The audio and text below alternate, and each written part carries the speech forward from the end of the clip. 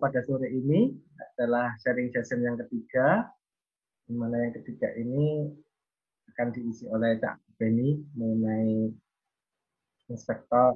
inspeksi pada storage tank. Ini ya. Adapun untuk mempersingkat, saya persilakan kepada Bang Beni, ada waktu 1 jam untuk presentasi, kemudian nanti bisa dilanjut tanya jawab. Kalau memang nanti di tengah memang ada pertanyaan, bisa ditanyakan serta bisa tanya ke chat box-nya ya. Nanti bisa di situ, kemudian nanti kita trace pertanyaannya pada saat setelah presentasi. Begitu. Kalau Silakan. pertanyaannya sampai jam 9 nggak apa-apa ya? Cak Wikan. Mumpung Cak Wikan. Iya. 3 SKS ini ya. Monggo, Beni. Oke, terima kasih Cak Wikan. Selamat sore, Caca. Ada Ningnya nggak di sini ya? Ada kayaknya. Sore Mas. Sore. Ada Ningnya juga ya. Ya, salam sejahtera buat kita semua. Terima kasih atas kehadirannya. Ini nge-share screen nih.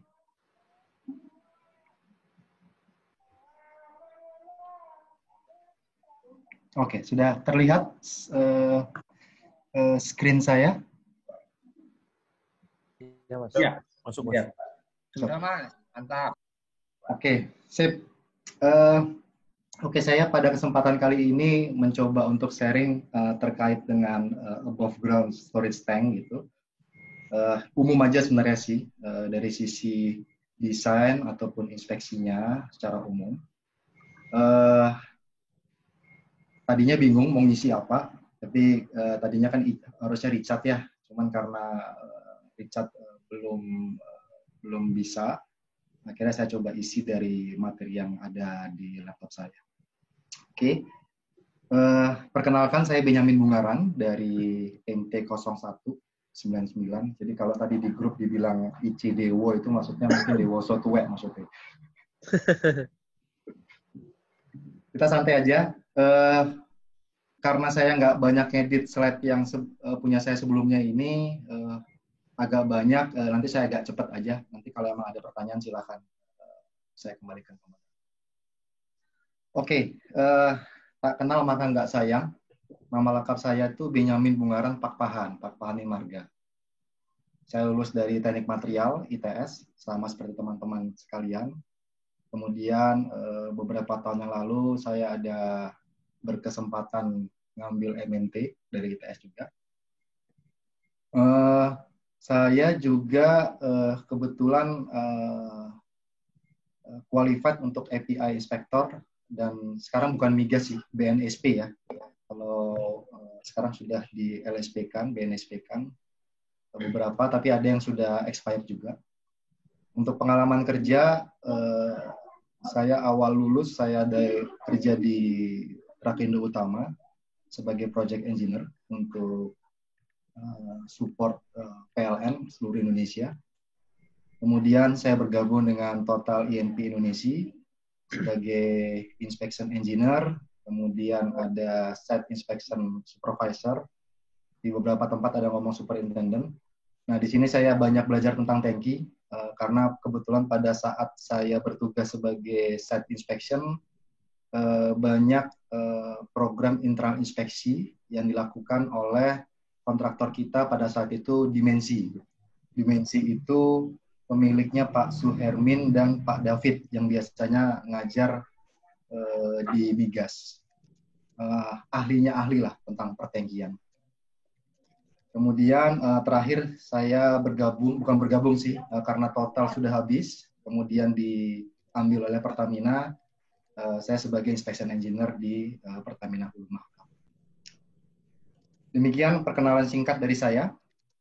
Oke, kita lanjutkan. Oke, apa sih sebenarnya storage tank gitu ya, above ground storage tank? Foto yang di atas ini saya ambil dari PHM, terus terang di Senipa. Ada ada beberapa storage tank kita miliki, dan rata-rata semuanya, bukan rata-rata, semuanya floating roof tank.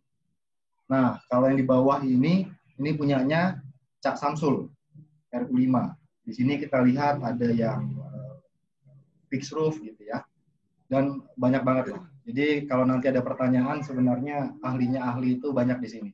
Ada Cak Samsul, Cak Awan, Cak IC, dan lain sebagainya. Oke, saya lanjutkan.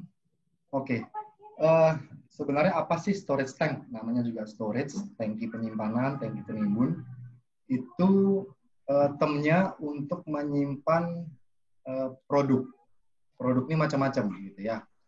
Bisa raw material ini konteksnya kalau di upstream berarti crude oil gitu, atau bahkan ke produk-produk selanjutnya yang di refinery di tempatnya Cak Samsul gitu. Nah, kalau kita trace lagi, sebenarnya nama tangki itu artinya dari bahasa India itu artinya sebenarnya danau buatan.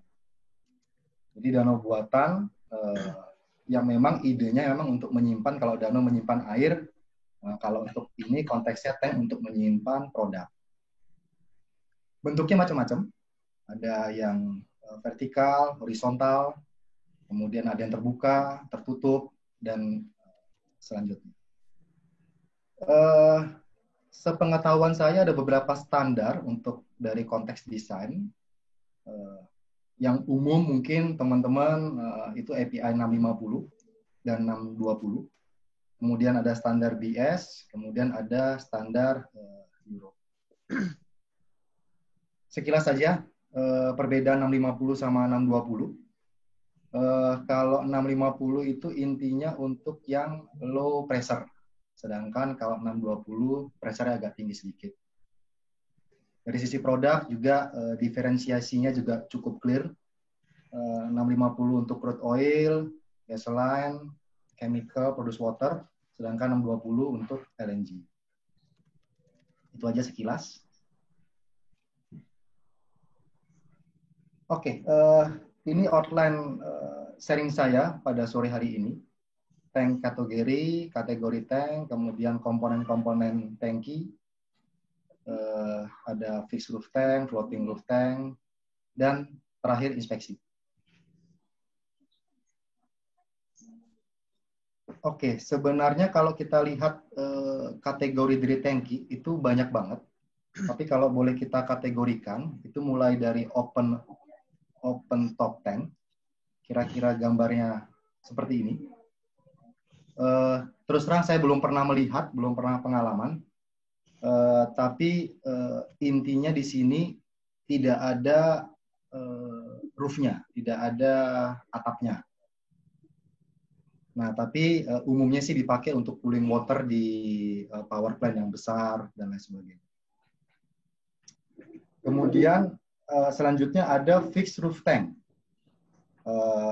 atmospheric, low ataupun high pressure.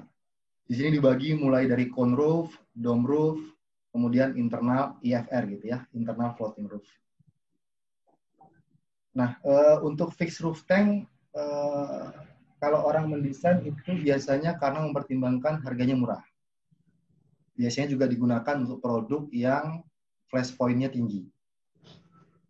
Dan secara konstruksinya, fabrikasinya lebih mudah dibandingkan tipe tank yang lain.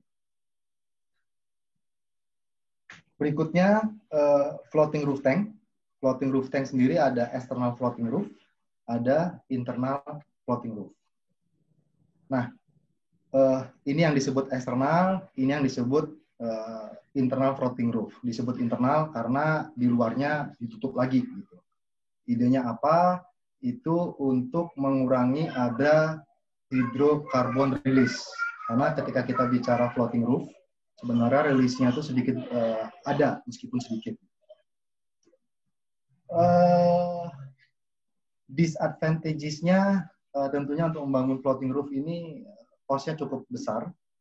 Tapi secara advantages-nya tentunya kita bisa mengurangi kemungkinan perubahan dari liquid ke gas. Jadi benar-benar dimampatkan.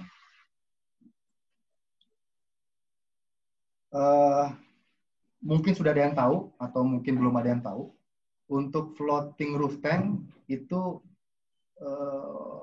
roof tanknya sendiri itu ada yang disebut pontoon, ada yang double deck. Pontoon itu maksudnya kayak pelampung gitu. Nah ini pontoonnya. Nah kalau dia double deck, pontoonnya atau pelampungnya itu hampir seluruh luasan dari tangki itu sendiri. Nah, sebenarnya apa sih mana yang lebih baik, mana yang tidak begitu baik? Itu kembali kepada desainernya dan juga kembali kepada sebenarnya produk yang di dalamnya seperti apa. Karena untuk mengangkat floating roof-nya ini naik turun itu benar-benar tergantung dari produk yang di dalamnya. Seperti itu. Ini hanya gambaran sedikit aja, foto-foto untuk pontoon ataupun double deck. Nah, ini kemudian untuk internal floating roof tank. Nah, ini termasuk baru dan lebih mahal. Idenya apa? Sekali lagi, ketika kita bicara floating roof tank, maka ada tetap gas release atau vapor release yang itu mau di-contain gitu. Jadi supaya tidak terbuang sia-sia. Kaitannya juga emisi, kemudian fugitif, gas emission untuk mengurangi gitu. Nah, sehingga eksternalnya itu ditutup roof lagi. Mahal? Ya, ini mahal. Tapi kalau untuk long term harusnya ekonomis. Apalagi untuk produk yang tidak begitu stabil, artinya liquid yang mudah untuk berubah menjadi vapor.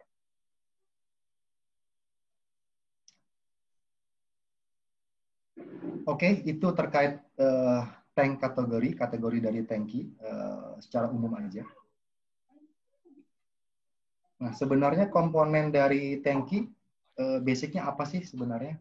Kalau kita lihat di sini, saya coba bagi menjadi dua, dari sisi komponennya dan dari sisi weldingannya.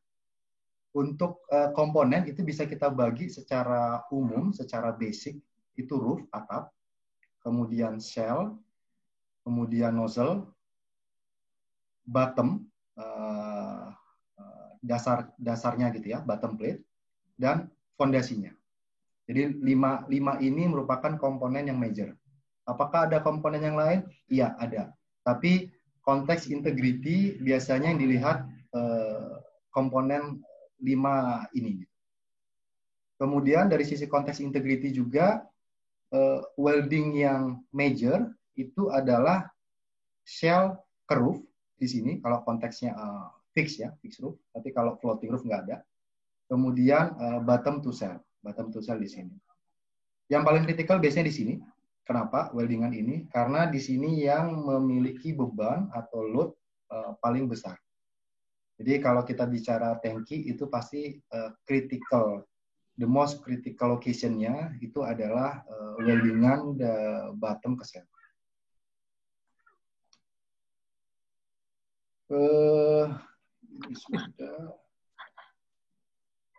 Kok ada potongan?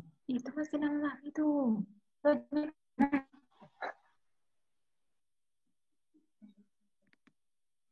Oke, saya lanjutkan. Oke, tadi kita sudah sempat melihat kategori fixed roof tank.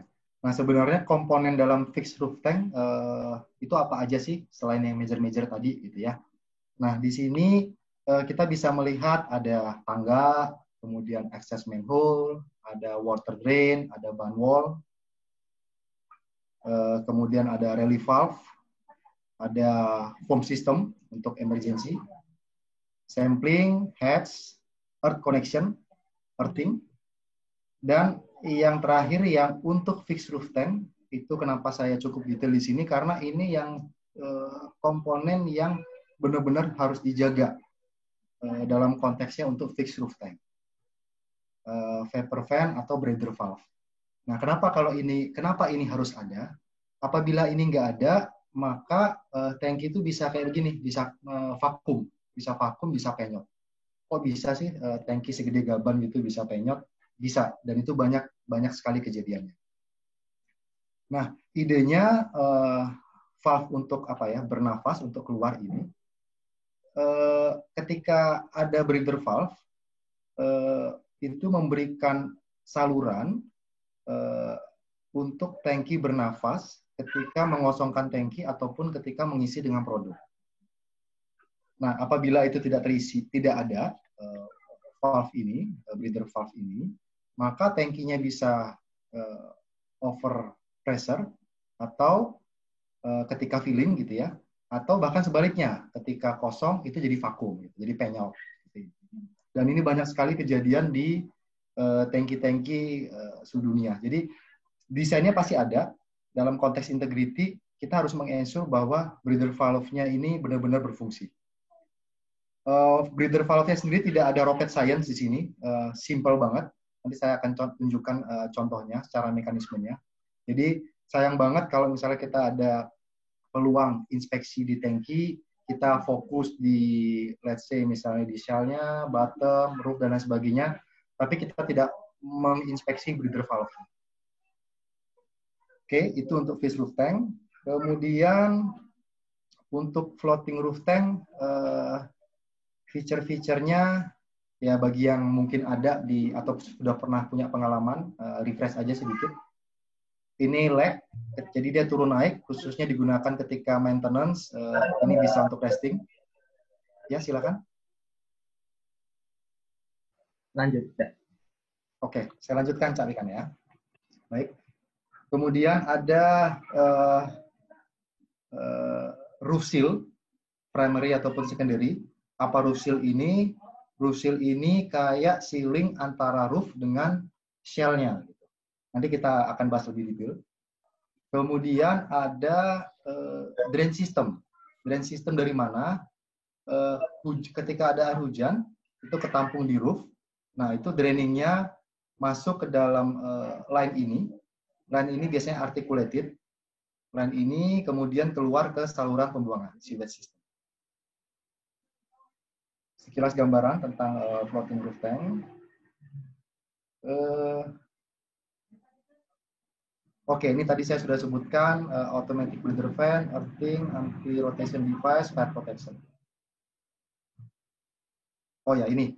Jadi, ini yang tadi saya sebutkan breather fan atau apapun itu. Sebenarnya tidak ada rocket science di sini. Kalau di floating roof tank, dia ketika floating roof-nya naik, ini kayak ada pemberatnya, terus kemudian ada seelingnya. Nah, itu dia duduk. Ketika misalnya kosong, kemudian floating roof-nya turun, nah ini kayak keangkat gitu. Jadi sehingga ini bisa udara yang terperangkap itu bisa keluar. Jadi tidak ada rocket science di sini. Sebaiknya ketika kita menginspeksi tangki, pastikan breather fan itu kita inspeksi. Earthing, ini juga merupakan komponen yang penting. Banyak earthing, kalau untuk di floating roof tank, itu ada disebut shunt plate. Jadi konduktor antara floating roof dengan shell-nya di sini.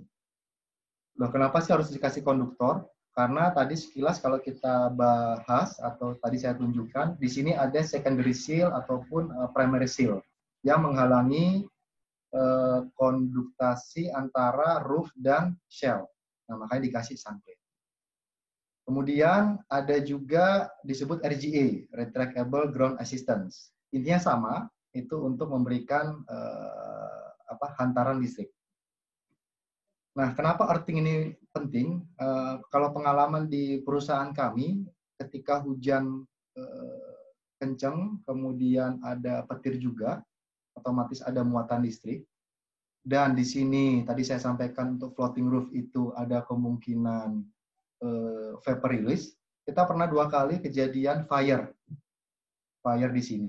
Nah, harapannya ketika earthing-nya bekerja dengan baik, nah seringkali yang dilakukan earthing sama inspektor itu hanya ngecek earthing dari shell ke ground-nya.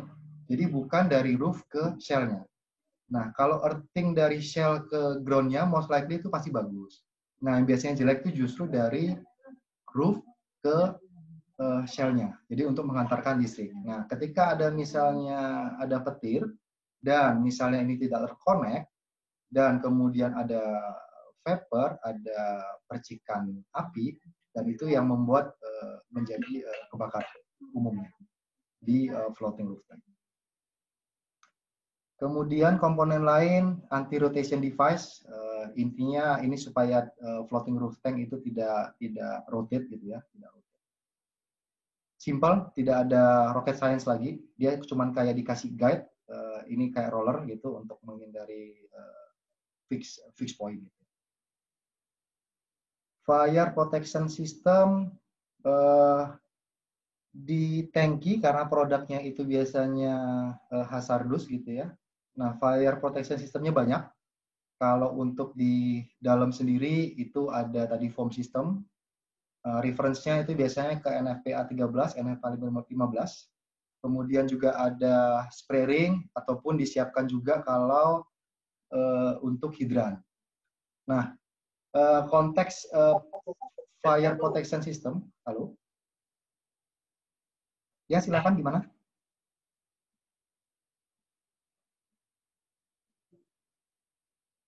Oke, saya lanjutin ya.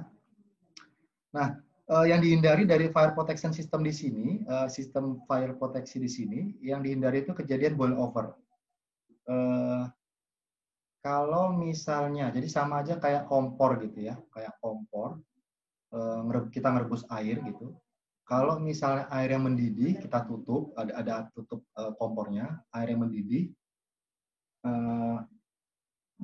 dan tidak kita matikan, bisa-bisa tutup panci ini bisa meloncat gitu. Nah, ini sama halnya dengan tangki. Ketika ada situasi seperti itu, bisa jadi roof-nya itu terangkat gitu ya, terangkat kemudian terlempar. Nah, itu yang bisa nanti kena ke fasilitas-fasilitas yang lain. Nah, bagaimana caranya untuk menghindari tidak terjadi boil over? Makanya kalau teman-teman lihat di sini, meskipun misalnya fire-nya terjadi di dalam tangki, pasti dinding tangkinya itu didinginkan. Didinginkan konteksnya di sini untuk menghindari terjadinya boil over. Seperti itu. Ini gambaran untuk yang di dalam floating roof tank, ya ini foam system gitu ya. Kalau untuk biasanya fire terjadi di antara ceiling sini. Nah, makanya langsung digerojok foam system. Harapannya foam system ini akan mengisi ruang ceiling di sini sehingga menutup hubungan antara vapor dengan oksigen ataupun dengan air. Oke, ini sekilas saja. Oke, itu terkait komponen lainnya yang cukup penting juga, yang harus dilihat atau dalam desain ataupun pada saat inspeksi. Inspeksi. Kenapa inspeksi? Kita tahu bahwa fasilitas yang terbuat dari metal ketika terekspos dengan environment itu pasti mengalami deteriorisasi, gitu ya. Dalam hal ini konteksnya external corrosion. Kemudian kalau kaitannya dengan produk bisa jadi internal corrosion. Nah, external corrosion di sini bisa jadi external corrosion environment yang di luar, atmosferik, atau bahkan external corrosion yang di dalam atau di bawah fondasi, artinya yang dari tanah. Kemudian, kenapa kita perlu menginspeksi? Karena di komponen-komponen tangki yang major komponen, yang tadi 5 hal yang kami sebutkan tadi di awal, ataupun komponen lainnya, itu bisa saja mengalami structural failure. Apa itu structural failure? Bisa saja terjadi crack. Kemudian bisa juga kalau dia floating roof, pontunnya bocor, nggak seimbang, sehingga buoyancy-nya hilang, jadi bisa stuck. Atau bisa jadi roof drain line-nya bocor, atau keblok sehingga air nggak bisa mengalir, air hujan nggak bisa mengalir dengan sempurna sehingga ngisi ruang di floating roof sehingga produk tidak bisa naik. Atau ini ada rolling ladder. Tadi saya rasa kayaknya belum nunjukin foto ya. Anyway, di sini ada rolling ladder kalau floating roof. Nah, bisa aja itu stuck. Kita punya pengalaman sehingga rusak dan floating roof-nya nggak bisa naik. Atau misalnya supporting leg-nya rusak. Ya. Floating roof tank juga jamming. Dan tank settlement. Seperti itu. Sebentar, sepertinya saya ada belum menjelaskan fixed roof tank yang penting ya. Di mana ya? Oke, saya lanjut dulu deh ke inspeksi. Oke, ini gambaran saja. Ini korosi di projection plate. Jadi ini kita sebut shell. Ini shellnya si tangki, kemudian projection plate-nya. Kenapa ini penting? Korosi di sininya sih nggak penting gitu ya. Tapi ketika ada korosi, ada gap. Ketika ada hujan, nah hujan bisa masuk ke sini dan itu bisa mengkorosi bottom plate-nya ataupun critical weld ini. Jadi antara bottom dengan shell dengan bottom plate. Ini Mas contoh, ya silakan. Projection plate sama yang di luar sama annular plate itu sama kah? Soalnya beberapa waktu nge-review laporannya inspektor migas itu mereka nyebutnya annular plate soalnya. Oke. Terima kasih pertanyaannya Mas Ice. Ya, benar. Jadi sebenarnya ini satu plate sebenarnya antara annular plate sama projection plate. Tapi secara requirement design minimumnya beda, Mas Ice. Untuk projection plate minimum thickness yang dibutuhkan beda. Untuk annular plate minimum thickness yang dibutuhkan juga beda. Nah, karena itu kita sering membedakan antara projection plate sama annular. Konteksnya lebih untuk nanti supaya kita assess terhadap 650 ataupun 653 acceptance-nya. Seperti itu, Mas Ice. Siap, Mas. Oke, saya lanjutkan. Ini contoh dari atas floating roof tank yang jam gitu. Jam, ketahan, ataupun dia buoyancy-nya miring, sehingga dia kayak miring gitu. Ataupun ini bisa juga kalau misalnya rolling ladder-nya stuck, jam. Nah, ini sangat mungkin ya terjadi. Selanjutnya, ini contoh crack di shell. Nah, ini mulainya dari bawah nih, dari bawah. Jadi bawah kemudian dia menyebar ke atas. Ini korosi di dalam. Nah, ini biasanya ini terjadi antara floating roof dan shell-nya gitu. Antara floating roof sama shell-nya. Ini bottom plate. Dua ini contoh yang terkait settlement. Settlement itu penting dan harus dimonitor secara reguler. Settlement sendiri itu macam-macam. Settlement secara umum, general, ataupun settlement yang sifatnya lokal. Oke, ini file roof support. Nah,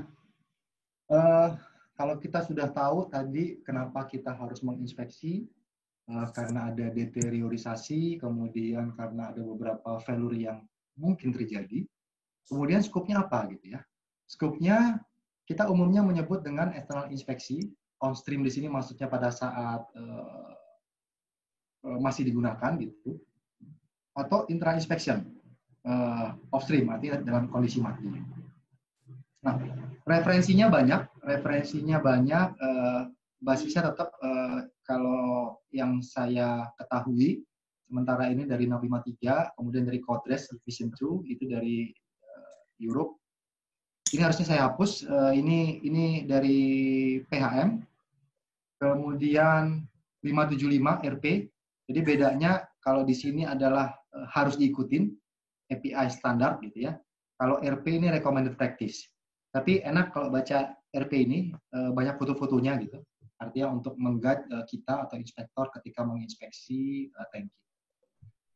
MUA ini dari Europe juga, dari Europe. Tapi kalau saya pernah baca, nggak terlalu banyak berbeda dibandingkan 575. Saya ambilkan salah satu contoh aja dari 653. Dari sisi konteks intervalnya, mungkin teman-teman juga sudah familiar.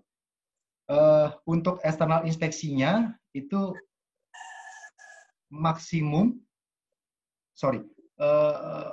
minimum itu setiap 5 tahun, maksimum setiap 5 tahun atau RCA dibagi 4N tahun gitu ya, mana yang lebih rendah. Nah, RCA ini apa sih sebenarnya? RCA ini sebenarnya thickness sel yang kita ukur actual kondisi pada saat kita inspeksi dibandingkan kebutuhan thickness-nya itu berapa, kemudian kita bagi dengan 4N, sedangkan N-nya itu adalah corrosion rate-nya. Nah, ini approach dari 653 untuk external inspeksinya. External inspeksi di sini scope-nya adalah untuk general condition check visual dari eksternal. Namun, kalau untuk QT-nya, itu diatur lagi spesifik bahwa intervalnya itu harus 5 tahun kalau corrosion rate-nya tidak diketahui. Tapi kalau kita ketahui di sini tidak asal ketahui ya, artinya ketahui di sini, known di sini adalah kita confidence juga gitu. Karena kadangkala secara historical, data dan lain sebagainya macam itu bisa jadi salah dan mislead. Nah, itu adalah maksimum interval mana yang lebih kecil RCA dibagi 2N atau 15 tahun. Jadi cukup rileks gitu ya. Nah, untuk internal inspeksi sendiri sebenarnya tujuannya itu untuk melihat dari kondisi bottom plate. Karena kalau untuk shell itu kita bisa approach dengan UT dari luar, untuk roof juga kita bisa visual ataupun UT dari luar, tapi kalau bottom nggak bisa. Nah, untuk internal inspeksi sendiri sama, 653 membagi 2, kalau tidak diketahui sama diketahui corrosion rate-nya, di mana masing-masing maksimum intervalnya adalah 10 tahun, atau kalau diketahui atau kita confidence, itu remaining life-nya dan maksimum 20 tahun. Nah, ini approach yang sifatnya preskriptif dari 653. Namun dari 653 sendiri itu mengelow kalau kita bisa melakukan risk-based inspection. Di mana risk-based inspection nanti kita bisa jadi mengextend lebih dari 10 tahun. Dari misalnya kita punya tangki banyak gitu, beberapa bisa lebih dari 10 tahun, atau bahkan ada beberapa yang kurang dari 10 tahun. Sedikit informasi aja, kalau di perusahaan kami, kita stick kepada guidance dari perusahaan kami. Nah, itu di mana untuk internal inspection 10 tahun, namun bisa di-extend ke 12 tahun apabila kita melakukan acoustic emission. Gitu. Acoustic emission yang melihat aktivitas korosi yang terjadi di dalam tank. Seperti itu. Kita lanjut sedikit gambaran saja mengenai metode inspeksi ataupun tool yang digunakan. Ini tadi saya sudah bahas tentang acoustic emission. UT saya yakin teman-teman sudah umum. Ada UT crawler, MTPT, MPI, topografi untuk settlement. Ini Mas Ice kayaknya ahli. Kemudian vacuum box. Apa ini vacuum box? Vacuum box ini juga bukan rocket science. Idenya untuk melihat apakah ada kebocoran dan crack di bottom weld welding. Kayaknya saya ada foto-fotonya di mana. Oh ya. Oke, ini MFL scanner. Karena luasan dari bottom itu luas banget. Jadi biasanya kita menggunakan MFL scanner untuk melihat penurunan thickness atau localized corrosion terjadi di product side ataupun di soil side. Ini foto-foto UT crawler. Intinya sih crawlernya adalah kita coba nurunkan alat dari atas, terus kemudian ada guideline-nya, dan itu turun ke bawah. Nah, untuk konteks UT crawler ini biasanya dilakukan hanya untuk cell course atas sampai kira-kira cell course kedua. Karena apa? Karena ekspektasinya mode corrosion yang terjadi di sini general, tapi kalau yang di bawah sini, yang di first cell course, sebaiknya dilakukan scanning, UT. Kenapa? Karena mode-nya bisa macam-macam, bisa bakterial, ataupun yang sifatnya localized corrosion. Ini contoh vacuum box yang tadi sempat saya singgung sekilas, biasanya digunakan di weldingannya bottom plate. Jadi kalau misalnya kita vakum, kita tarik, nanti terlihat, kita kasih air dulu tentunya, terlihat ada bocor apa enggak di weldingan. Referensi yang saya gunakan 650, 575, 653, MUA, sama ada satu jurnal dari Xu Yang, kalau saya nggak salah baca.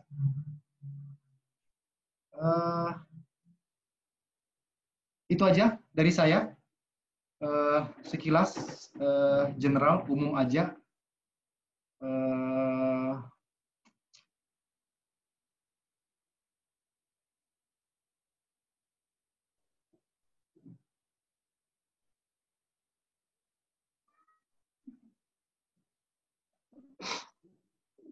Oke, itu aja mungkin Mas Wikan sharing dari saya general terkait desain dan inspeksi untuk storage tank.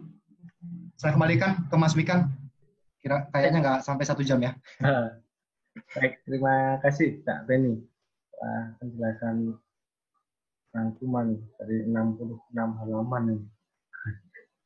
Oh, banyak partisipan yang join di sore hari ini. Saya berapa ya? ada 43. Wah. Baik, untuk ada beberapa pertanyaan melalui chat box atau Zoom grup chat ini. Kalau saya lihat tadi ada Cak Ice sempat nanya mengenai tahanan ya. Jadi, untuk grounding dari roof ke sel itu apakah acceptance kriterianya juga 25 ohm gitu? Mengenai ya grounding ya. Grounding dari roof ke sel.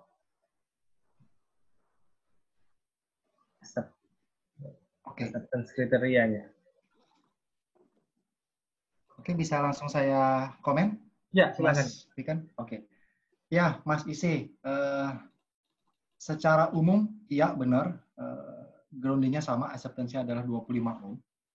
Tapi yang penting kalau kita bicara earthing antara shell dengan, antara roof dengan shell, itu harus kita ukur dengan jarak yang cukup dekat. Kenapa? Karena sebagai contoh misalnya ini ada sound plate gitu ya. Sound plate ini cukup melingkar, biasanya jaraknya sekitar 15-20 cm kelilingnya tangki. Nah, kita nggak bisa melakukan hanya satu kali pengukuran, satu kali pengukuran untuk memastikan bahwa groundingnya baik. Kita harus kalau emang bisa itu di tengah-tengahnya setiap ini kita ambil, tapi kalau nggak bisa kita bisa mewakili. Nah, kenapa pengukurannya harus cukup lokal? Karena kalau misalnya terjadi petir atau percikan api, itu sifatnya bisa sangat lokal, lokal. Nah, sedangkan koneksi yang ada di sini ini sangat mungkin itu tidak terkonek. Sangat mungkin tidak terkonek. Makanya pengambilannya harus cukup dekat. Demikian juga untuk RGA. RGA-nya biasanya gimana, Cek?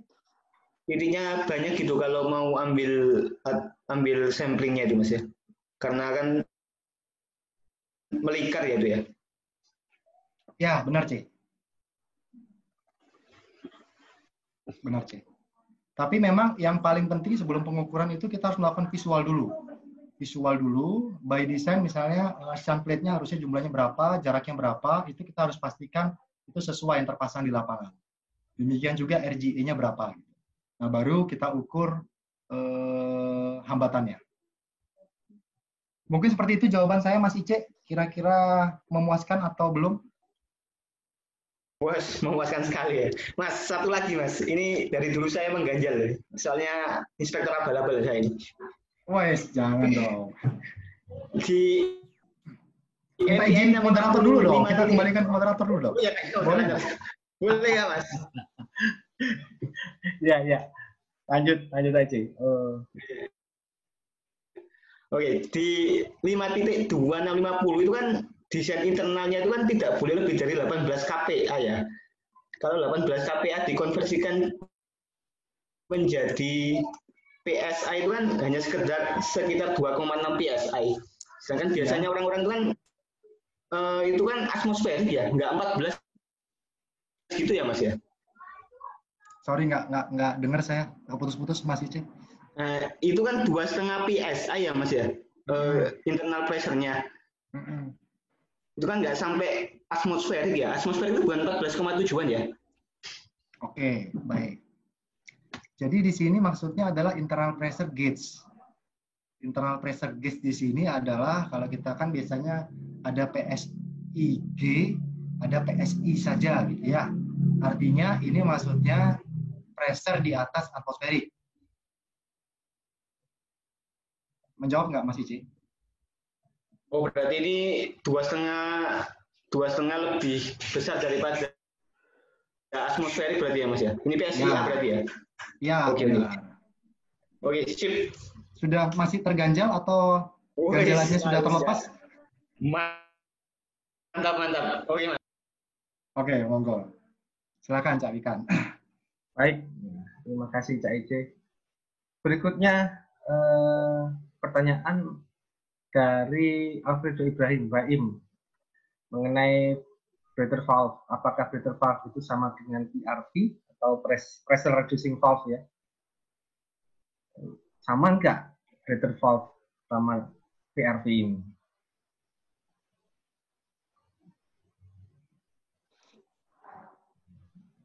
Baik, terima kasih. Pertanyaannya sangat bagus, Mas Alfredo Ibrahim. Salam kenal, Mas. Kayaknya saya 2 hari yang lalu baru accept invitasi di LinkedIn ya. Benar ya, Mas Alfredo ya? Manggilnya apa nih? Alfredo Ibrahim atau Edo? Edo, Mas. Oh, Edo. Oke. Ya, salam kenal, Mas Edo. Oke, baik. Apakah breather valve sama PRV sama? Oke. PRV itu ya ada macam-macam termin ya. PRV itu pressure relief valve gitu ya, untuk merilis pressure. Memang benar, tapi biasanya idiom tentang PRV itu lebih dekat kepada pressure vessel. Nah, apakah sama? Ya, sama untuk konteksnya storage tank. Intinya apabila ada pressure yang berlebihan, itu dia akan merilis. Nah, tapi breather valve ini meskipun dia sangat sederhana, dia lebih canggih dibandingkan PRV. Jadi selain kondisi misalnya ada overpressure, ketika misalnya ada vakum, dia juga membantu untuk tidak menjadi vakum. Jadi dia bergerak 2 arah, keluar dan ke dalam. Nah, di migas saya pernah ikut PSV, migas inspektor gitu ya. Nah, ini biasanya rekan-rekan PSV inspektor atau yang ikut training itu fokusnya hanya ke PSV yang judulnya PSV, PRV gitu. Nah, padahal sebenarnya mereka juga harus fokus untuk, dan itu disampaikan di training tersebut, harus fokus untuk breather valve di tangki. Karena itu sebenarnya sama juga seperti halnya dengan PRV atau PSV dalam konteks untuk melindungi tangki dari pressure yang berlebihan atau pressure yang kurang, vakum. Seperti itu mungkin jawaban saya, Mas Edo. Gimana? Silakan kalau ada tanggapan. Sangat memuaskan, Mas. Siap, terima kasih, Mas. Amin, mau nyambung pertanyaan. Halo? Monggo, dengan siapa? Ya, dengan Carta, Mas. Carta. Oh, Mas, yang breather valve ini kalau di tempat sampai inspeksinya seperti apa? Apakah juga mencakup kayak PSV test ya, performance test juga waktu inspeksi tangkinya ini? Itu aja, Mas. Terima kasih. Siap, Cak Carta. tergantung konteks breather valve-nya. Kembali lagi breather valve-nya desainnya seperti apa. Kalau desainnya sederhana aja gitu ya, sederhana kayak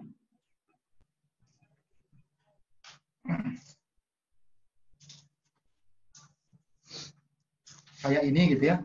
Kayak ini sudah nggak perlu pressure test lah, nggak perlu performance test dan sebagainya. Ini sangat sederhana. Tinggal pastikan sealingnya kondisinya baik, nggak getas.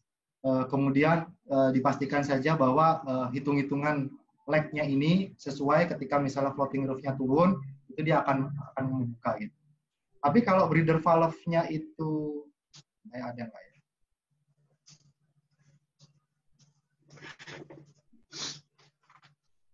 Nah, seperti ini gitu ya. Nah, iya benar. Ini ada reguler, kita ada PM-nya, dan ini juga kita lakukan pressure test ataupun performance test. Seperti itu, Mas Carta. Oke, Mas. Mantap. Lanjut. Mantap, Mas, jiwa. maaf, Mas, mau nyambung lagi dari Adnan Syadidan. Silakan, Mas Cak Adnan. Jadi, Mas Benny lagi bahas breather valve. Kemarin itu saya lagi ada dapat isu untuk free fan. Itu saya masih bingung. Untuk bedanya free fan sama breather valve itu apa ya kira-kira, Mas ya? Karena kalau kemarin sih secara general kalau yang saya baca itu kan hampir mirip.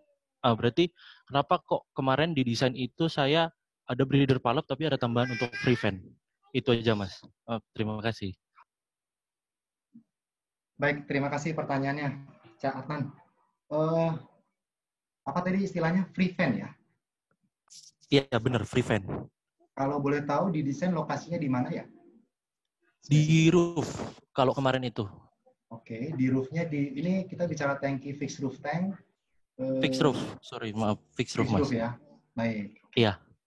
Jadi gini, ini ada nggak ya?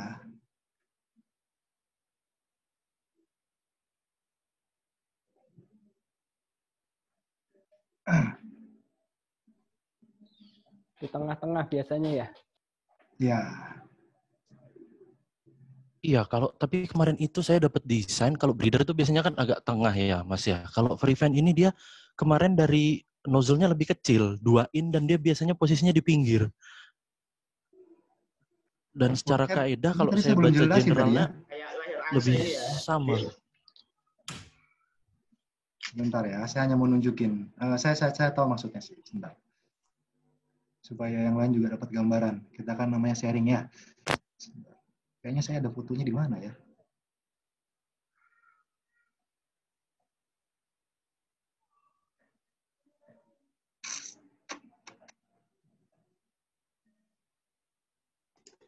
Nah, itu tadi Mas, bukan Mas, yang di tengah kayak cucut itu. Iya, mana tadi? Ada ya? Ya ini, oke. Sip, terima kasih. Oke, free fan gitu ya. Jadi, kalau di fixed roof tank, itu emang umumnya dia pakai free fan. Free fan tuh maksudnya benar-benar dia tuh free, release gitu, release. Nah, terus tadi dipasang juga breather valve ya? Iya, benar. Oke. Nah, jadi konteksnya breather valve begini. Nah, free fan ini kan desainnya dia kecil. Nah, apabila ternyata sebenarnya ditakutkan ada kejadian sesuatu itu ketika filling gitu ya, dan ketika dia kosong. Dalam konteks fixed roof tank, biasanya free fan ini itu menolong tujuannya hanya untuk yang justru yang vakumnya, gitu, vakumnya. Sedangkan kalau misalnya dia over pressure pada saat filling, dia membantu tapi sedikit, tapi yang most likely banyak bekerja itu yang breather valve-nya. Seperti itu, Mas Adnan. Jadi breather valve-nya itu untuk mensupport si free fan-nya ini. Jadi intinya kalau free fan itu malah dia kayak PSV gitu, Mas. Dia lebih ke arah satu arah ya. Jadi ketika keadaan filling, dia release overpressure. Benar, tapi dia tuh sebenarnya lebih menolong untuk vakumnya. Oh, oke. Oke, iya, makasih Mas. Ya, sama-sama Mas Anwar. Bisa nambahin Mas Ben. Monggo silakan. Ya, ahli awan. Iya, kalau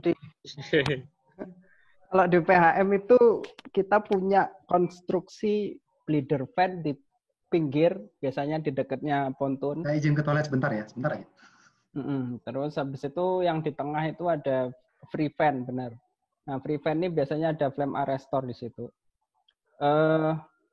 Konsepnya ya benar sih kata Mas Ben, itu untuk untuk lebih ke vakumnya gitu. Cuman namanya venting juga karena dia dilengkapi juga dengan flame arrestor, biasanya ya untuk melindungi ketika ada tadi kayak semacam boil over ya. Nah, kalau minimalisir untuk boil over itu juga sih. Oke, terima kasih Mas.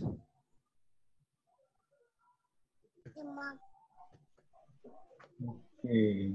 Mau nyambung lagi, boleh nggak, Mas? Kak Krisna. Krisna. Monggo Kak. Ya, salam kenal sebelumnya, Mas. Chris. Ya, ini terkait dengan breather valve itu beberapa project yang lalu kita ada karena itu kan subject to sertifikasi migas juga ya, termasuk dengan PSP-nya di tempat lain. Nah, itu kita ada kendala pada saat site testingnya, karena kan breather valve ini kan dia atmosferik dan tekanan itu kecil banget ya, cuman milimeter Hg kalau nggak salah ya desainnya itu. Nah, biasanya itu untuk pengetesan di lapangannya itu gimana ya, menggunakan atau ada equipment atau tool atau test band khusus gitu.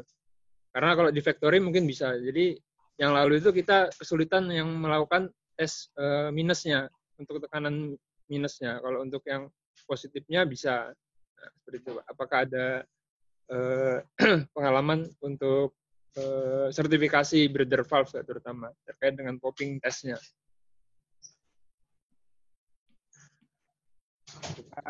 Nunggu Mas Ben. Aku nggak ada pengalaman. Tapi kalau di in-service kita jarang melakukan itu, Chris.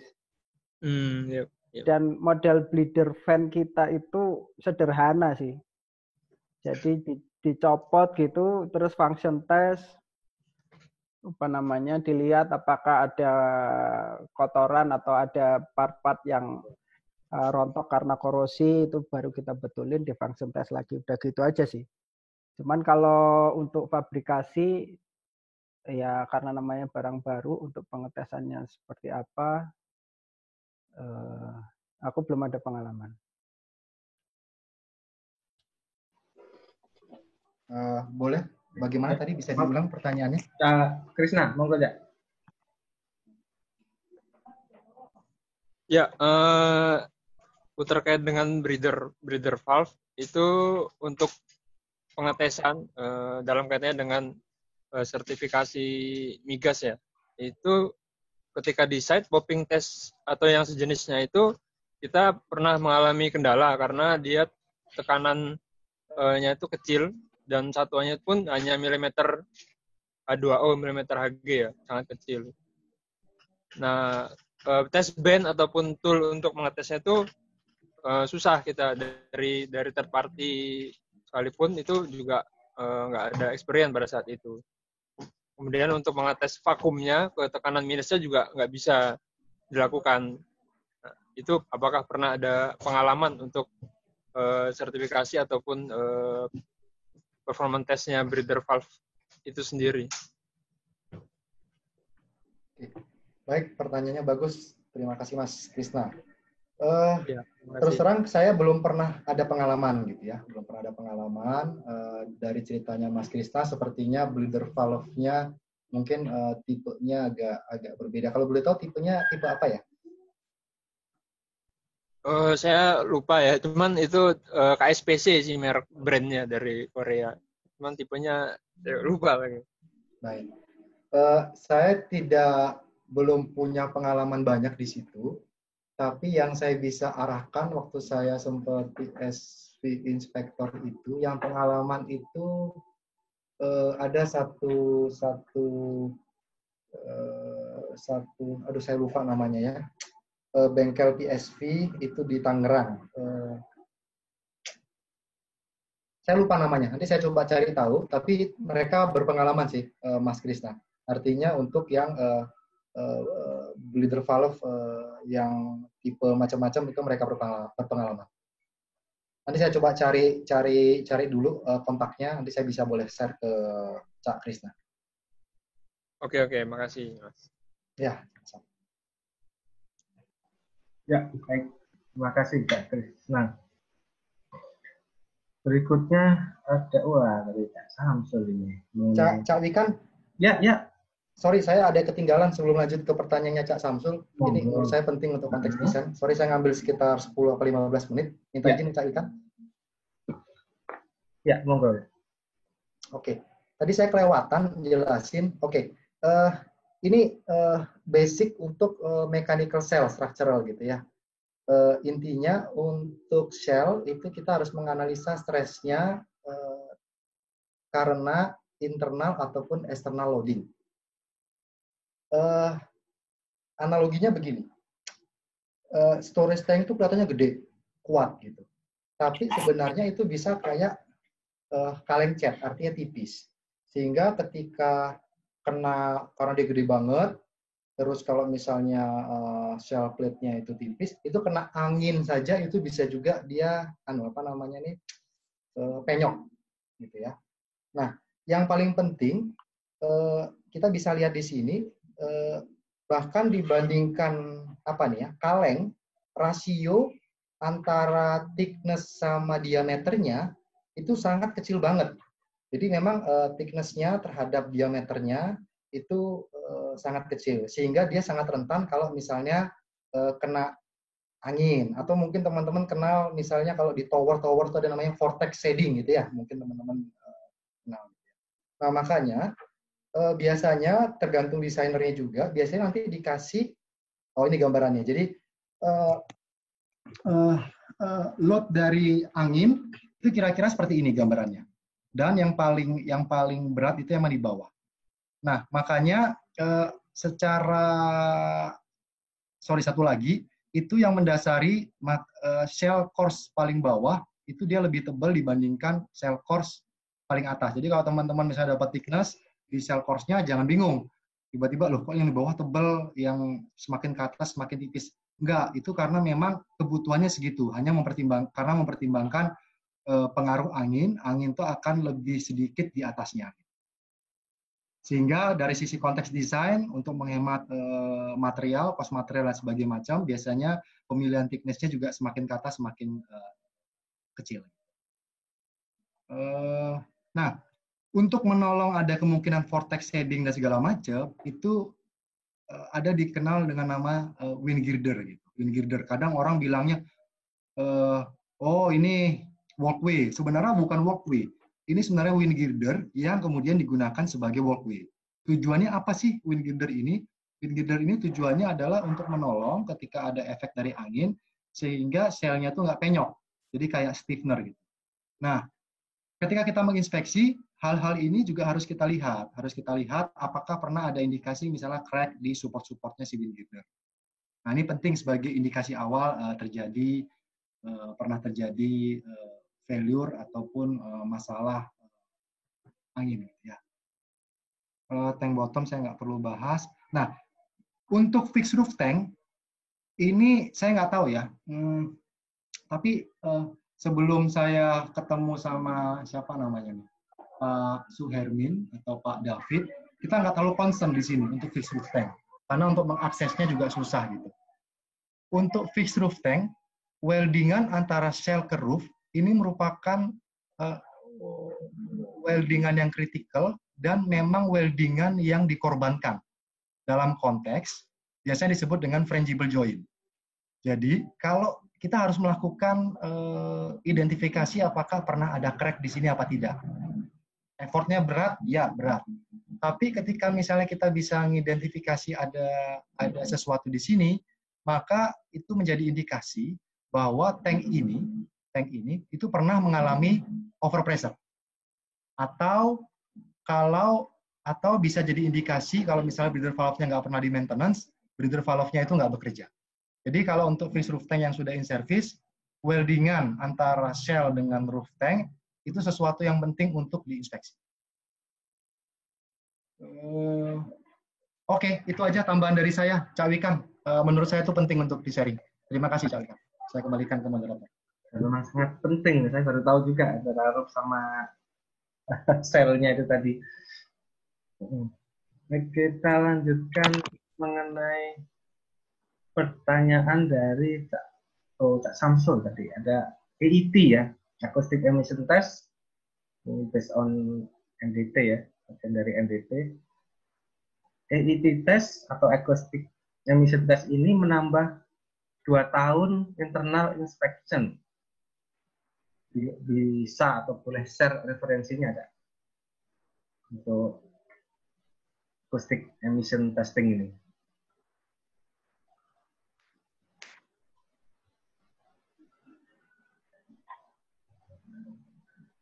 Atau teman-teman dari PJIT, ada yang di PJIT? Sorry, saya tanggapin langsung boleh? Ya, monggo aja. Oke. Yang tadi saya sampaikan acoustic emission test menambah 2 tahun internal inspection, sebenarnya itu guidance dari perusahaan Cak Samsul. Kebetulan kita ngambil dari yang kontraktor yang sebelumnya, itu kita ambil sebagai guidance atau general specification. Jadi disampaikan di situ untuk kita mainnya sih bukan RBI, tapi kita mainnya preskriptif. Setiap 10 tahun harus melakukan internal inspeksi. Namun itu bisa di-extend dengan melakukan acoustic emission dengan satisfactory result sehingga extend maksimum 2 tahun. Referensinya nanti bisa saya share mungkin ke Cak Samsul langsung nanti. Oke, Cak Ben. Makasih, Cak Ben. Jadi kami juga pernah melakukan di tahun 2016. Namun reportnya itu kok gradingnya waktu itu grading E. Rekomendasinya setengah tahun diinspeksi atau 6 bulan dari last acoustic emission. Nah, jadi ya cuma dong kalau kita lakukan acoustic emission, terlepas dari saya nggak tahu apakah masing-masing perusahaan inspeksi punya metode yang sendiri karena acoustic emission ini sangat kalau boleh jadi katakan sangat sensitif ya, karena dia ada suara burung sedikit pun sudah terganggu hasilnya. Errornya sangat tinggi sih. Makanya sewaktu audit asuransi juga menolaknya, Mas Ben. Makanya kami ingin dapat referensi kalau boleh untuk kami review ke asuransi, karena si James itu dia bersikukuh di API pun acoustic emission belum tertulis dapat menggantikan internal inspection. Itu sih Mas Ben. Makasih Cak Ben. Oke, benar. Memang di API itu nggak ada, Cak Samsul. Sekali lagi itu dari apa namanya ini, dari PHM gitu ya. Tapi yang mau saya sampaikan bahwa itu bukan berarti langsung 2 tahun, tapi maksudnya itu maksimum 2 tahun dengan satisfactory result. Satisfactory result ini di sini ya harus dilihat juga track record-nya, historicalnya, karena idenya acoustic emission itu kan untuk melihat aktivitas korosi di bottom plate-nya. Kemudian hasilnya bisa, intinya sebenarnya acoustic emission itu bukan untuk melihat sisa thickness ataupun integritasnya, tapi lebih kepada melihat aktivitas korosinya. Jadi selama kita bisa mengconfidence bahwa ini sebenarnya kita produknya satu misalnya, terus tidak pernah ganti-ganti, kemudian last inspeksinya kapan, dan kita tidak kebetulan di situ sebelumnya mungkin ada acoustic emission juga, nah itu bisa dihubungkan gitu. Nah itu yang mungkin untuk memperkuat. Tapi kalau memang cuman 1 kali dilakukan dengan historical yang historical yang mungkin jelek gitu ya, nah itu mungkin bisa jadi akan debat kusir sih. Iya. Jadi seperti itu mungkin. Ya. Tapi pernah nggak Cak Ben dilakukan verifikasi Cak Ben? Maksudnya gini, terkait dengan validitas dari hasil acoustic emission ya, karena kan memang sangat sensitif dia dengan suara. Jadi sebelum dilakukan acoustic emission, pernah nggak Cak Ben memvalidasi sebelumnya itu hasilnya seperti ini, kemudian dilakukan acoustic emission, bener nggak scanning yang sudah hasil dari acoustic emission hasilnya sama dengan inspeksi yang sebelumnya, mungkin hanya untuk validasi. Pernah nggak Cak Ben untuk validasi hasilnya benar-benar ternyata acoustic measurement memang valid sebenarnya, walaupun memang dia sangat sensitif terhadap suara-suara sekitar. Baik, terima kasih Cak Samsul. Pengalaman kami, sekali lagi, kita harus tahu bahwa acoustic emission itu bukan untuk melihat kondisi dari peralatan kita itu bagus apa tidak, tapi lebih melihat aktivitas korosi yang terjadi itu lebih parah atau tidak. Nah, kami pernah melakukan acoustic emission pada saat tangki-tangki kami itu semua pada backlog inspection-nya, di mana kita tidak bisa melakukan pada saat yang bersamaan kaitan dengan budget, resource, dan lain sebagainya, sehingga kita mau memprioritaskan. Nah, pada saat itu kita coba lakukan acoustic emission, dan berdasarkan acoustic emission kita lihat kita bisa memprioritaskan mana yang kemungkinan kondisinya lebih parah dibandingkan tangki lain karena aktivitas korosinya lebih tinggi. Nah, ketika kita lakukan internal inspeksi, artinya dalam konteks yang ditanyakan Pak Samsul tadi, validasinya itu valid bahwa yang prioritas yang aktivitas korosinya kelihatan banyak itu terkorosi lebih parah dibandingkan yang aktivitas korosinya sedikit. Seperti itu. Jadi bukan menghasilkan tangki yang prioritas 1 ini kondisinya sudah nggak fit gitu ya, ataupun yang priority berikutnya yang ke-6 itu kondisinya tidak fit gitu. Tidak seperti itu, tapi secara umum ketika kami lakukan internal inspeksi dari tangki yang kami prioritaskan tadi, secara umum aktivitas atau korosi yang terjadi di priority 1 itu lebih parah dibandingkan yang priority selanjutnya. Seperti itu mungkin, Cak Samsul.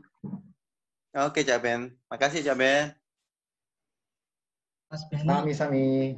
Nanti saya juga boleh di-share, Mas ya, karena memang itunya sama ya, terkait internal inspeksi ini, kalau di bisnis hulu ini kan memang sangat challenging ya, dalam artian concern-nya adalah production curtailment. Jadi memang yang sering di-challenge adalah periode dari internal inspeksi. Nanti mungkin bisa di-share pengalaman yang pakai acoustic emission ini, confident level-nya seperti apa yang ditanyakan Mas Samsul tadi juga, dan mungkin bisa jadi reference kami juga nantinya. Sempat kepikiran juga Mas kalau terkait pergerakan corrosion ya, dalam artian di dalam tangki itu saya waktu sempat kepikiran masukin kupon untuk bottom of tank-nya itu, karena memang concern-nya adalah di bottom of tank-nya kan. Tapi belum saya riset sih memang, tapi baru ide doang gitu. Itu aja sih Mas mungkin. Nanti bisa di-share untuk acoustic emission-nya Mas. Saya juga boleh dijabri terkait prosedur sama mungkin success story-nya ya. Terima kasih. Oke, Mas Sarta, noted.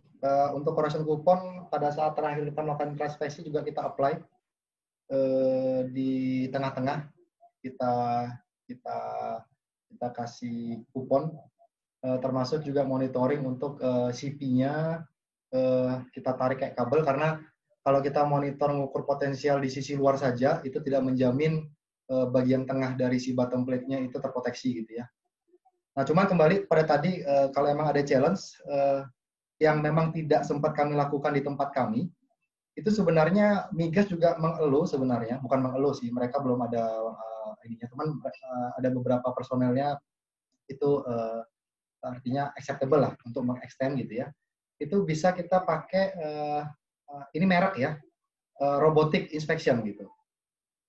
Jadi kenapa nggak bisa kami lakukan tempat kami? Kelemahan dari robotik ini untuk mengidentifikasi di bottom plate. Jadi dimasukin dari roof-nya ke bawah untuk inspeksi bottom plate-nya.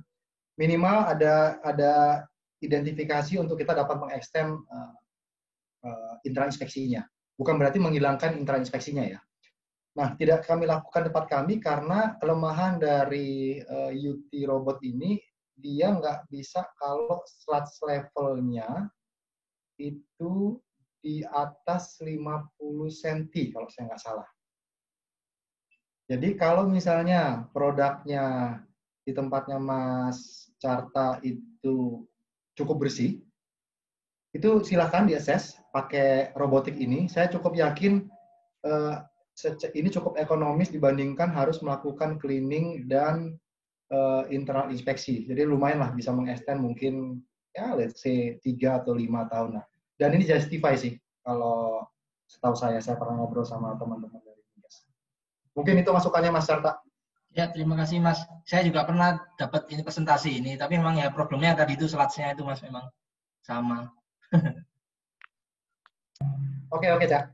Ya, siap-siap. Mantap, Mas. Mantap jiwa. Silakan Cak Likan. Oke, ya. Pertanyaan selanjutnya ada dari Kak Dedi Gesit Putranto mengenai horizontal storage tank dengan bentuk flathead itu untuk pendekatan perhitungan menggunakan metode apa, karena selama ini biasanya menggunakan pendekatan PV gitu. Flathead. Oke. Cak Dadi ya, Cak Dadi Gesit. Baik. Iya, Mas. Ya, benar. Jadi kembali lagi tergantung desainernya. Dia mau refer API atau ASME gitu. Nah, itu free aja sih. Artinya dengan pastinya kan akan respect standar yang ada gitu. Jadi silakan saja kalau mau approach ke pendekatan PV berarti ke ASME, tapi kalau mau ke storage tank bisa ke API gitu. Tapi memang biasanya yang agak membingungkan kalau dimensinya itu nanggung gitu. Kecil enggak, gede juga enggak. Bingung nih mau ke ASME atau ke API gitu. Karena biasanya kalau kecil itu langsung gampang lah ASME gitu. Tapi kalau gede ke API. Mungkin itu jawaban saya, Mas Dadi. Ya, Mas. Silakan kalau ada komen. Sebenarnya selama ini itu rata-rata tankinya bodong, Mas, ibaratnya nggak ada data sama sekali seperti itu.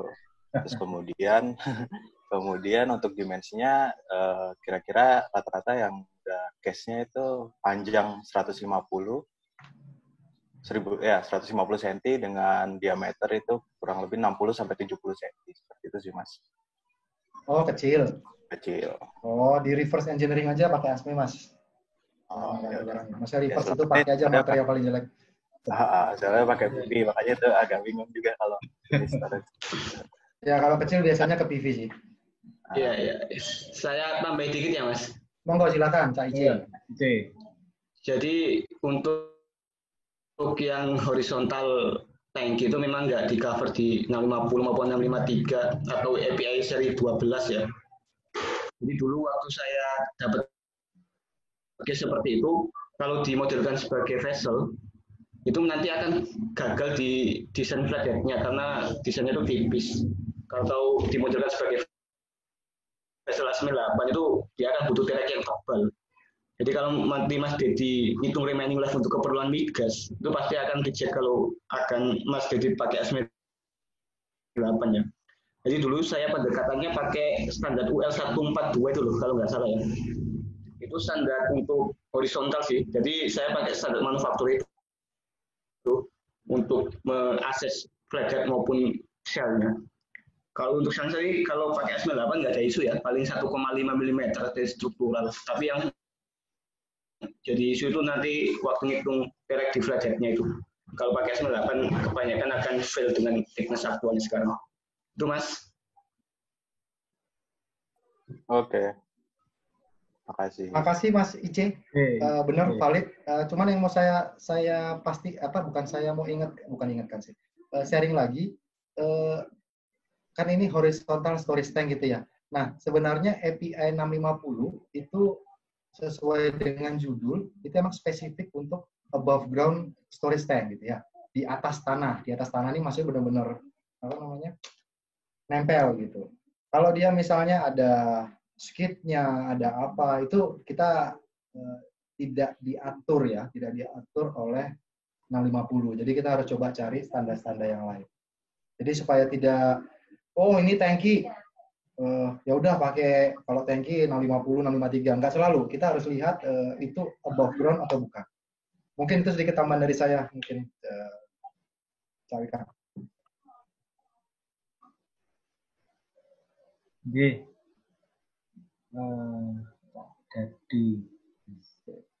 terus kemudian Krisna tadi ya mengenai coating pada FPN 650, apakah juga mengatur mengenai primer coating di weld joint field erected zone, storage tank ya, field erected storage tank saat hidrotest. Jadi untuk primer coatingnya, apakah juga diatur pada FPN 650? Oke, Mas Krisna, saya lupa ingat sih, banyak banget. Cuman gini, bukan masalah diatur apa nggak diatur sih.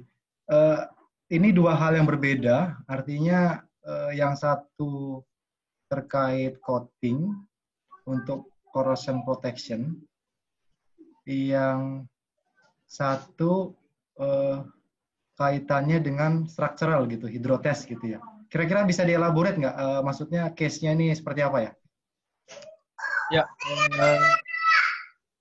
Ya, jadi barusan aja sih tadi waktu pada saat siang tadi itu ada itu. Jadi memang kan kalau di pipe itu dia ada membolehkan penggunaan primer, pada saat hydrotest. Karena memang hydrotest itu kan dia kalau di ASME 8 tuh seingat saya tidak boleh karena bisa menghalangi kalau terjadi ada leakage kecil misalkan di welding joint. Nah, untuk storage tank ini kebetulan saya juga tadi sambil nyari masih belum menemukan apakah dia dilarang atau dibolehkan dalam batas-batas tertentu gitu. Oke, baik. Saya terus terang lupa ya perlu buka lagi gitu ya, Mas Krisna. Tapi saya setuju bahwa sebaiknya hidrotest itu dilakukan pada saat bed. Artinya untuk memudahkan, sebenarnya kembali lagi sih, kalau si fabrikatornya pasti lebih seneng ya udah, karena untuk bisa paralel, nunggu hidrotest lama, nyicil waktu gitu kan, hemat duit gitu. Tapi kalau konteks inspeksi yang sebenarnya ya sebaiknya itu pada saat kondisi bed. Sorry, tidak begitu memuaskan, karena saya harus buka dulu. Iya. Ya, karena ada kaitannya dengan cost juga kan ketika di field itu harus erect scaffolding internal dari dalam juga. Kalau biasanya sih kita untuk plate-nya itu udah di painting dari shop. Jadi ketika propose-nya seperti itu. Jadi ketika di set tinggal welding joint-nya saja. Ya paling gini, kalaupun mau diminimalkan, diidentifikasi aja critical welding yang welding yang kritikal itu mana-mana saja, apalagi zaman sekarang sudah pakai software dan lain sebagainya macam kan sudah bisa teridentifikasi ya. Nah mungkin bagian-bagian itu yang Mas Krisna sebagai fabrikator atau sebagai klien ya? Sebagai kontraktor, main kontraktor EPC. Oke, misalnya klien yang nggak setuju dalam konteks Mas Krisna mau menghemat cost, di anu aja dikasih data sebenarnya critical joint-nya tuh cuman yang ini saja. Yang ini tidak kita coating, tapi yang lain sudah kami coating dulu. Artinya itu justify sih. Harus mandi nggak apa-apa. Mungkin seperti itu Mas Krisna. Ya, terima kasih Mas.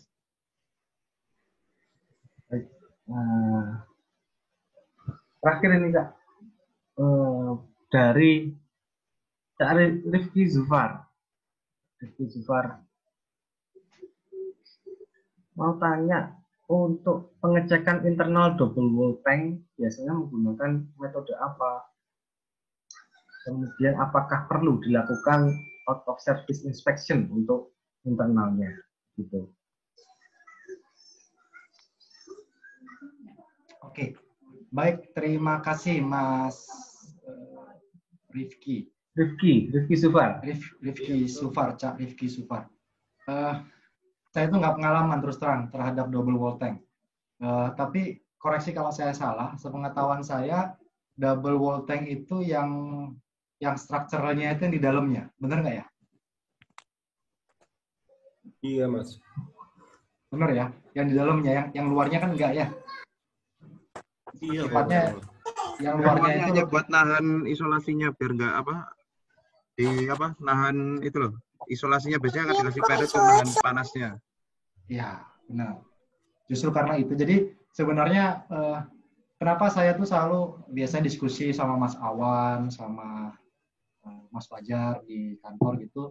Saya selalu mengarahkan, coba kita tahu dulu desainnya, kita tahu dulu konseptualnya, kita tahu kemudian kita tahu damage-nya, baru kita bisa menentukan inspeksi seperti apa. Believe me or not, ketika ada yang men-challenge, kita bisa menjelaskan seperti itu, kita bisa pasti menang. Nah, dalam konteks ini sama. Jadi, ketika kita bicara double wall tank, ya kita lihat gitu ya, fungsi si wall tank yang luar itu sebagai apa, sebagai supporting untuk posisi insulasi, dan lain sebagainya macam. Kemudian, yang dalam untuk secara strukturalnya.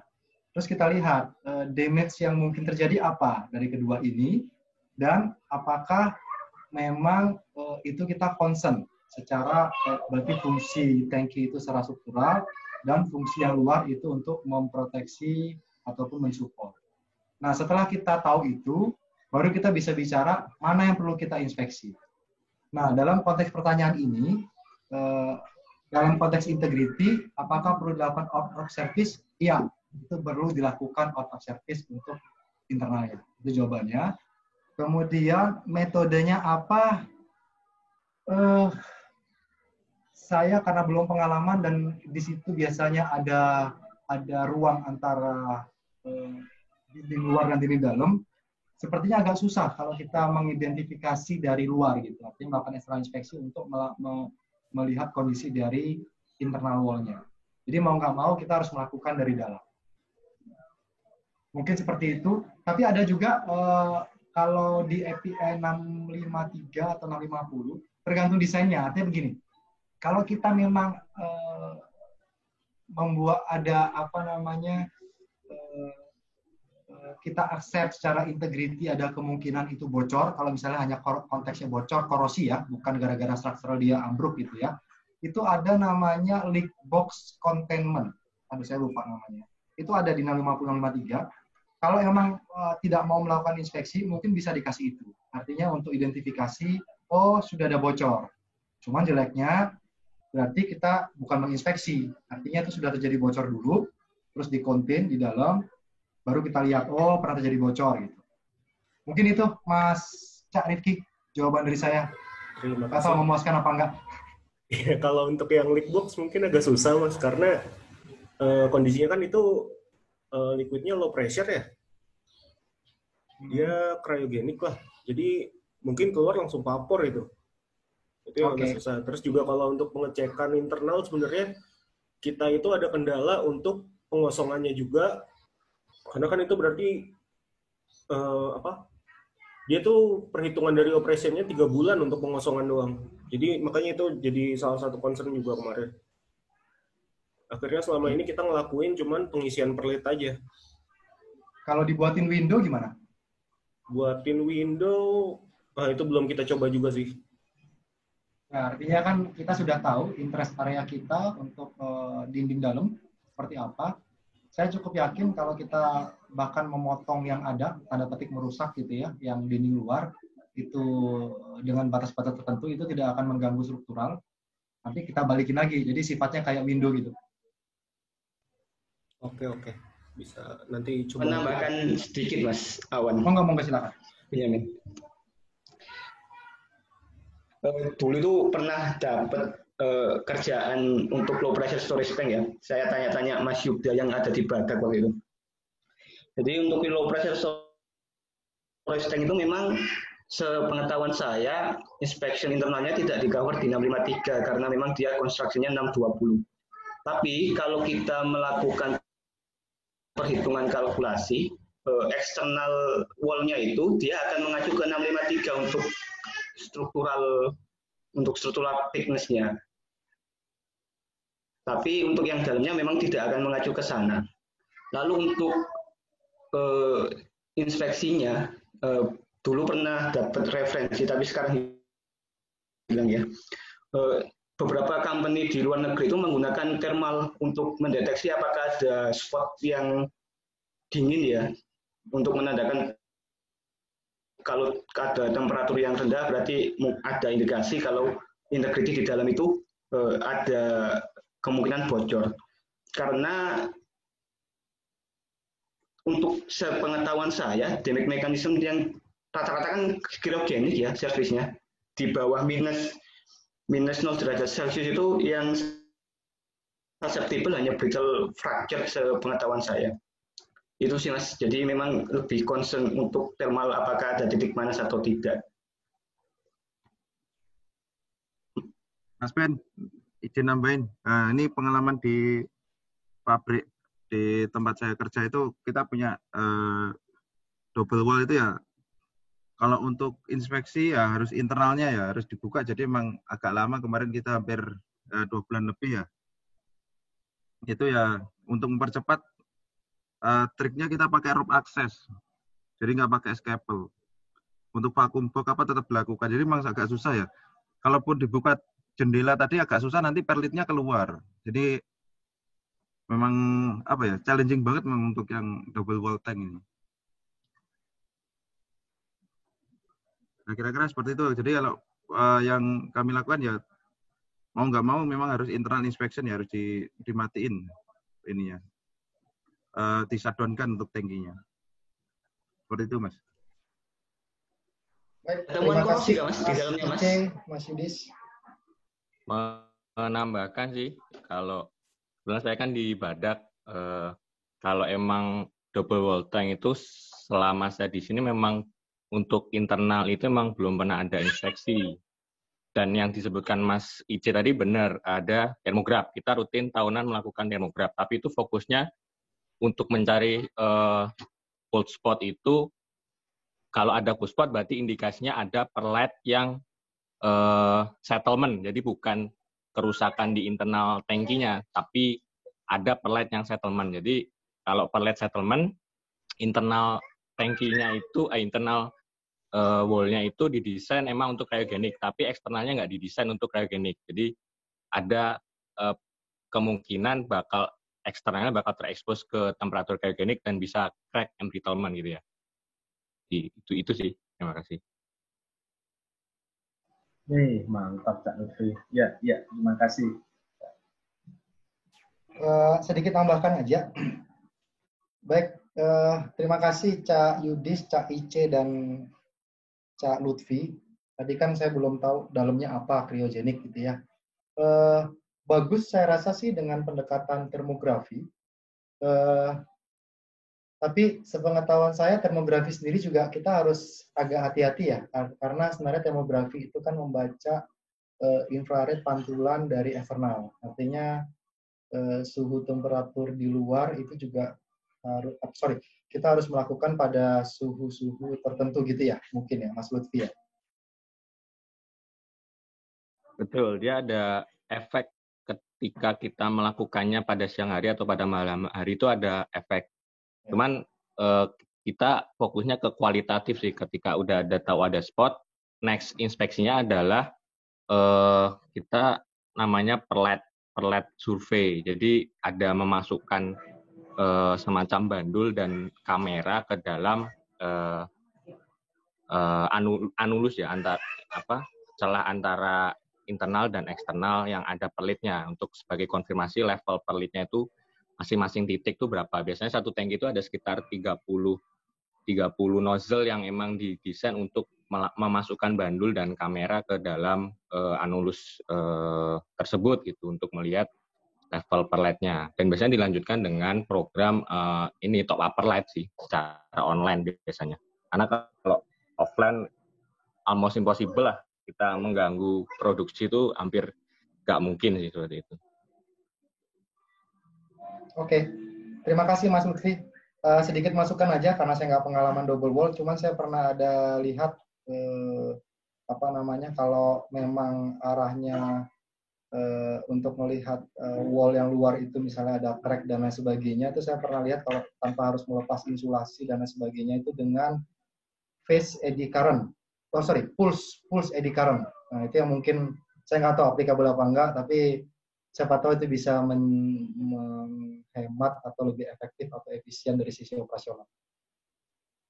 Dari ceritanya teman-teman. Masukan aja. Makasih, Mas Ben.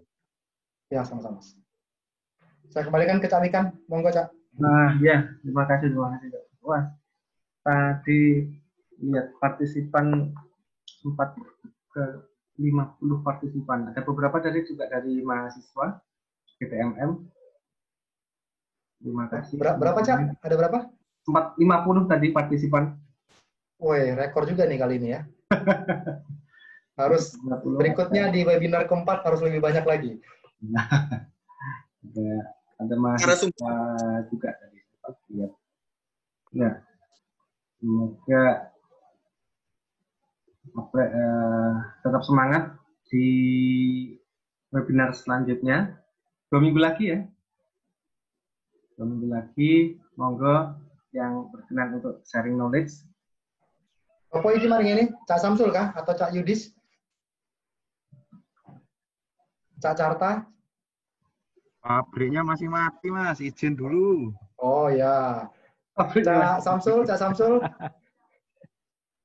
Iya, Mas Ben. Refinery lah. Kita perlu tahu refinery lah. Iya nih. Insya Allah lah ya. Boilerku masih